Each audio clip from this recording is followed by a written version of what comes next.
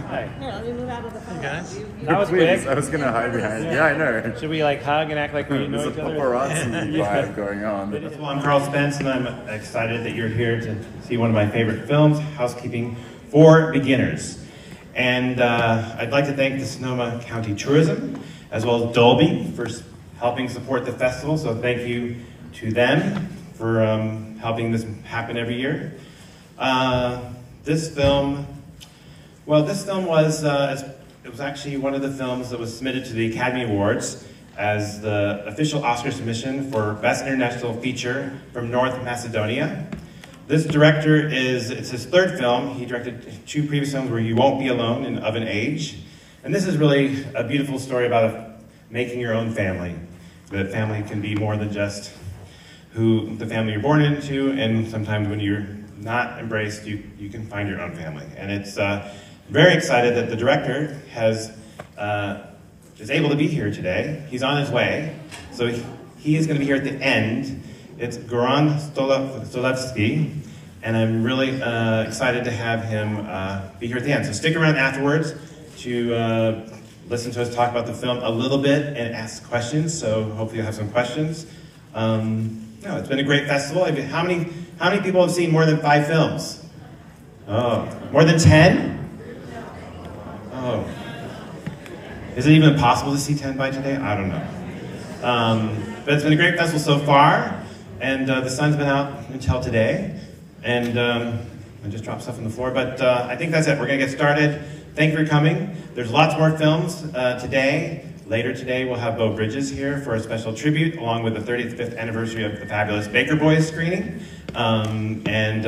There's great films throughout the festival. So, let's get this film started. Housekeeping for Beginners. Thank you so much. It's my great pleasure to introduce the director. He arrived. Please welcome Goran Stolevsky, director of Housekeeping for Beginners. Thank you very much.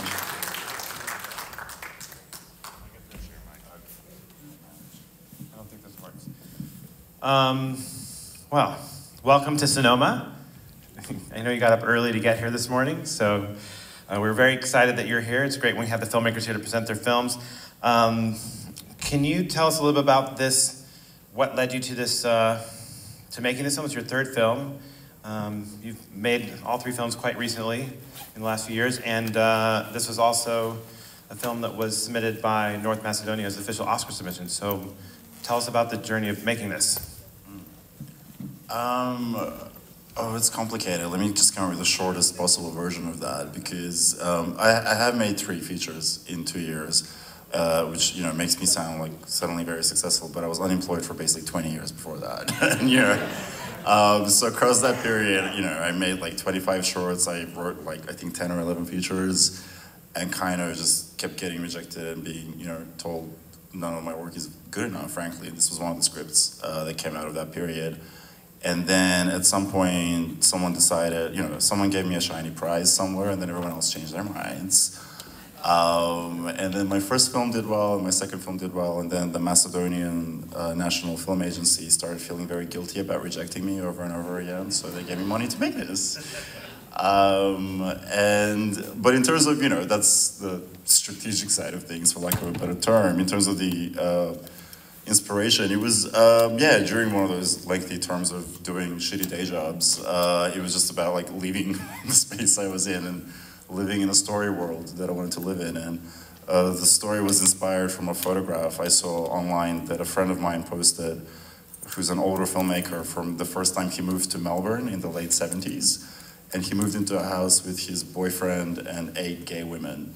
And it was just a photo of just a day in their house, which, looked hectic but fun and, warm, and this great space of like a cocoon of, where you can kind of live your life to the fullest, as a gay person at a time where that wasn't quite straightforward. So I thought I'd update that story to, present day, somewhere else where it's still complicated to live your life, like majority of countries. Try and make it kind of still somewhere that's fun and transporting, and like a house that, a viewer would want to live in as well. And Quite, you could say it's still not, it's still quite homophobic and people still in the closet. But they embraced this film and they submitted it as their official film.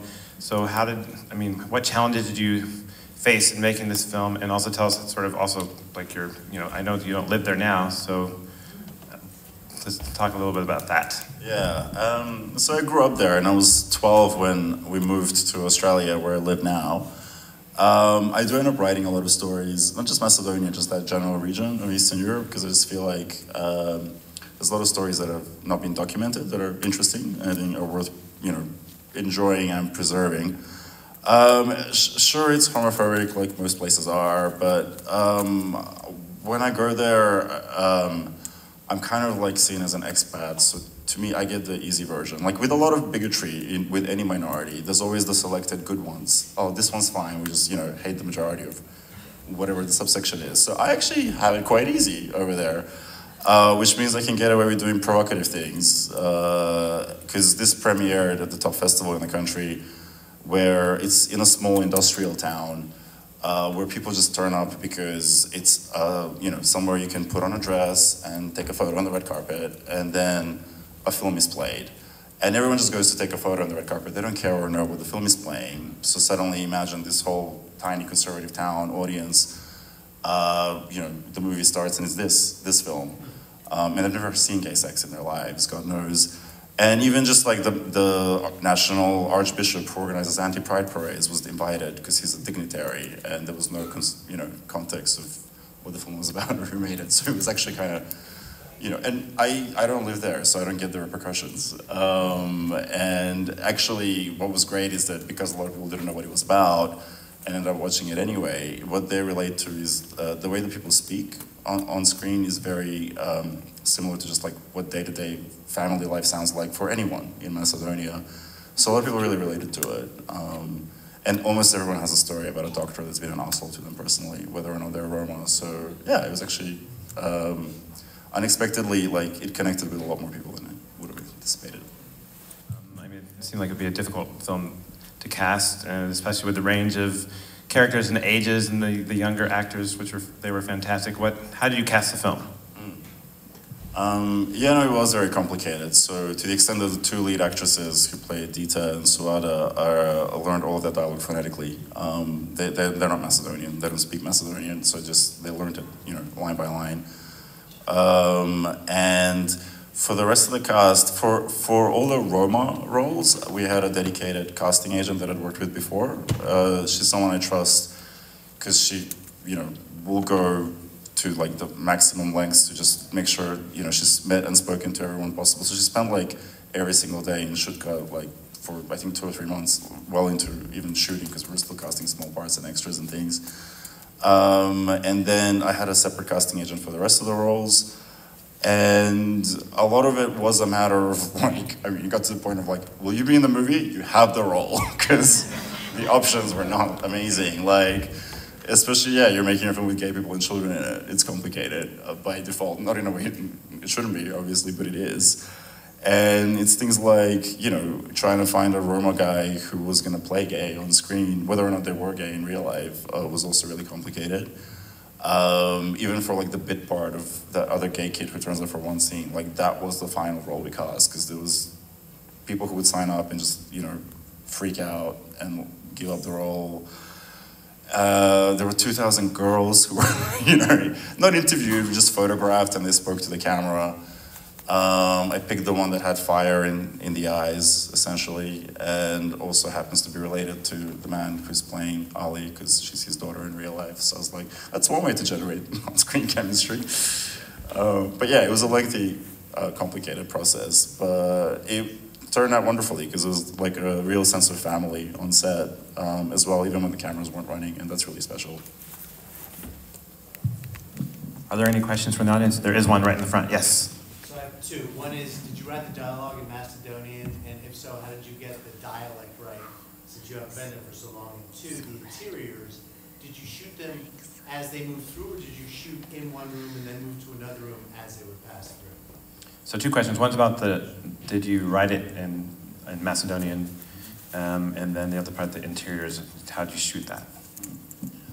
I go there all the time, so I'm there like every year, sometimes multiple times a year. So I haven't, like, I don't know how apparent it is, but like, this isn't an Australian accent, this is a mongrel accent. Like, in Macedonia, I don't have an accent when I speak. So admittedly, like, the capital city is different from where I grew up. It's a slightly different dialect, but it's still very common.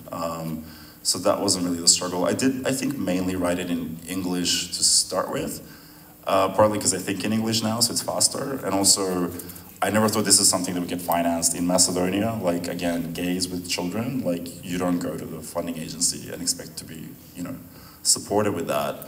So I thought I'd, try to win favor in the West first and try and get into script workshops and talent labs, and then kind of shame and pressure the government into giving me money, which is exactly what happened.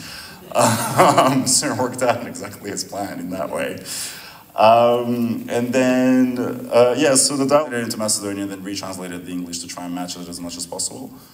And also it's written so it sounds conversational, so it's like this jumbled like syntax and stuff, so it's complicated to translate and just kind of retain that sense of kind of, like the words are coming to them, in real time. The other question I'm a little bit confused about in terms of, it's all shot in, the interiors are all shot in the same house. I don't think we were cheating much in terms of rooms connecting to one another. It was pretty much treating it as the real space as it was. I think there was one door that opened to a room that wasn't there, but the rest of it is the house as it was, essentially. Yeah. Was that the question? Or? Yeah, no, it was just seemed hard to be able to track because they moved a lot through the house and maintaining the shot. Yeah, no, I had a very good crew who were very patient, and also we were working around a 5-year-old. And it's really funny because in Macedonia there are no child labor laws, which is obviously horrible. But little Jada Selim comes with her own child labor laws, which is I'm going to turn up on set, I'm going to give you 5 minutes, and you get what you get, and I'm leaving. So, when she was, as soon as she was on the way, cameras had to be running, everyone else had to be ready, and whatever was going to happen was going to happen. Like, she was given direction and what she was supposed to do. We'd hope she'd do that, or at least something more interesting. You never know. But also everyone has to be alert. So if the camera needs to move and follow anyone, the camera's ready to do it, and the casts are ready to do it. So it's kind of lit in a way where there was a lot of fluidity and flexibility for everyone, not just for her. And because a child only has that many, like she only has one take, really, you kind of have to get it right. Even the whole scene, like you can't plan too much coverage and too many angles. Essentially, so we had to keep it fluid just because of that, and also because it's such a it's all interiors, so you kind of want to give it energy, and I think how it feels to live in that house is hectic and chaotic, and the camera needs to reflect that. So there was a lot of movement based on that. But sorry, that wasn't the question, and I'm rambling as usual. Yes, go ahead. Well, that was exactly my question. That's a perfect segue because you got from that Mina girl.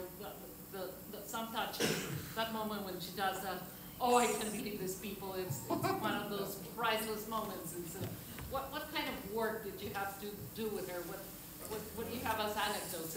So what kind of work, did you have to do extensive work with her, or as you said, did she just sort of show up and you just made it work as far as working with the child actor and working with her in particular? Yeah.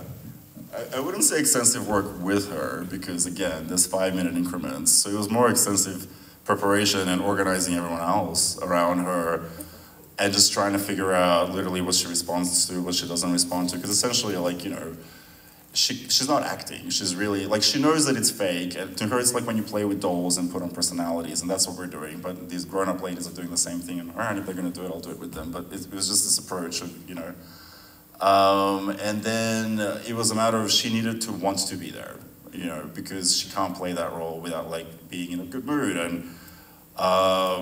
and she's unfortunately smarter than everyone else, like all of us. She even just we try to kind of secretly speak to each other in English, and so that she doesn't understand some of the stuff we're saying, because she already speaks 2 languages, like Macedonian and Roma, and then we realized she also speaks a lot of English for a 5-year-old as well. You realize there's a body double. If it's a close-up, it's Jada. Most of the time, it's the other girl who was really patient and meek and just liked to be on set. So, that was a gift, and happened to have the same hair. So there was that. I edit my own films, so I'm always planning, like, I know when I have enough that I can cut around, essentially. And then even snippets of dialogue, where they happen on screen, it's not when they were said. Like, the camera and the sound are rolling all the time, and you kind of accumulate a library of moments, and that you kind of just have at your disposal for where they need to go. And things like, you know, the expression you were talking about, at some point I realized if there's other girls present, she wants to be on set a lot more because she gets to show off in front of them because she's an actress now. So it was even a matter of organizing so that there would be other girls watching her act, because then she'd be in a better mood. Sometimes we'd run a take with her body double, and then she'd get like jealous, like, I want to do it. And it got to the point where like the crew was like, why are we filming this? You can see the double space. I'm like, keep rolling. I know what I'm doing. And then, yeah, Jada would run in and you get that take and it's resolved. But yeah, every single day was complicated. Any other questions? Right here. Go ahead. This is Strava Fala Lepo of Serbian heritage. And when I grew up in Detroit, I got to know many Macedonians that came to our community.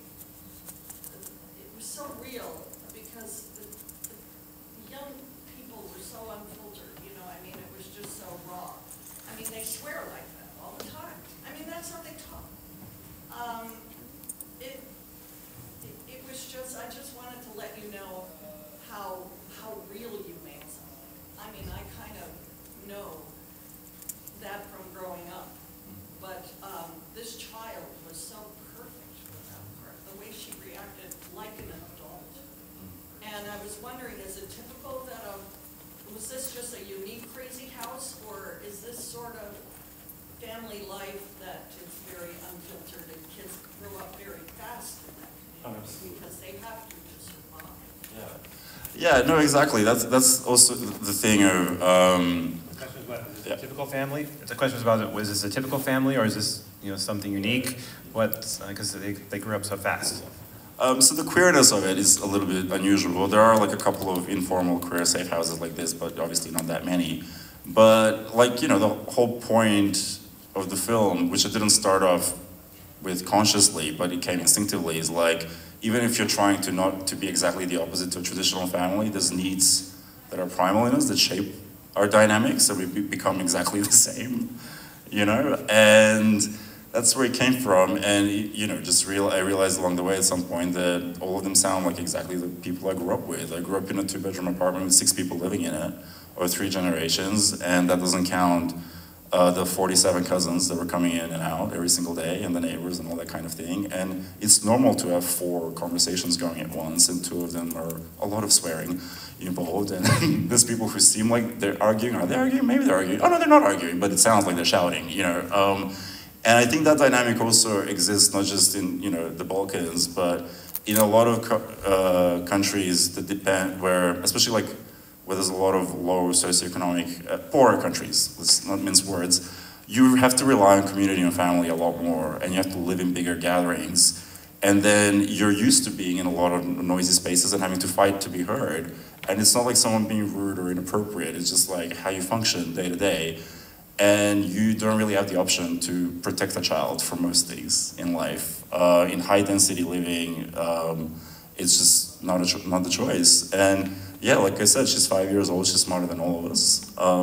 Thankfully, she has a good family situation in her house, but she lives in, you know, an extremely, like she lives in Shutko, the little girl. But it's not even her. I mean, I grew up being very exposed to things very early. And I do remember actually that all the kids I grew up with had more of a sense of, like you're kind of imitating an adult from age 6, and that's kind of your goal. So you're already kind of trying to act grown up. And I remember then moving to Australia and being very shocked, and I still am, to how infantile teenagers were. Like how, like they're very sheltered and protected, and you know, obviously there's positives to that, but I always, like, I've never fit in there partly because of that. There's a sheltered childhood that, I don't know, like, kids, I had to go back to Macedonia to have real conversations with people, essentially. And they're used to me insulting them like this, and they're usually cool about it. So if there's any in the room, I'm married to one, in my defense. But yeah, does that answer your question? Sorry. Yeah, great. Thank you very much for the beautiful words as well. I know we have lots more questions, but we actually have run out of time. So I know, but I don't know if there's any last words, but do you want to say? But I just want to thank you for coming. And it's playing again tomorrow at Andrews Hall in the evening, I think around 7 o'clock. Check the schedule because I'm probably wrong, but it's definitely at Andrews Hall tomorrow. And thank you so much for coming all the way to Sonoma. And I just remembered one other thing I should say. It comes out in cinemas April 5th, so tell everyone to go see it. So thank you. yes, it's getting released by Focus Features, so it's getting released nationwide by a great company. And so tell people about it. And so one more time tomorrow. And thank you for coming. You've been a great audience. Thank you. And lastly, we have a quick turnaround, so we'll ask everyone if you're to exit the theater, and we'll see you at the next movie. Thank you so much.